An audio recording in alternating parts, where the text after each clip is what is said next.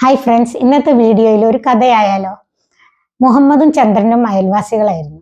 വളരെ അടുത്ത സുഹൃത്തുക്കളായിരുന്നു അവർ രണ്ടുപേരും നടന്നു പോകുമ്പോൾ അയൽപക്കത്തെ വീട്ടിലെ പറമ്പില് ചേന വളർന്നു നിൽക്കുന്നത് കണ്ടു. ഇത് കണ്ടപ്പോൾ മുഹമ്മദിന് വല്ലാത്ത കൊതി തോന്നി.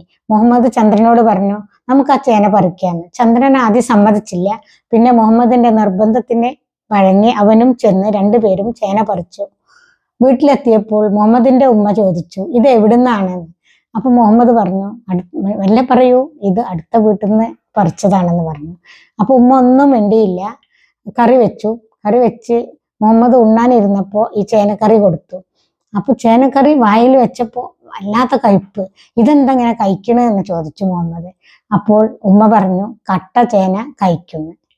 ഈ ഉമ്മ കറി വെച്ചപ്പോൾ ആര്യവേപ്പില കറിയിലിട്ടിരുന്നു, അതുകൊണ്ടാണ് കയ്പ്പ് വന്നത്.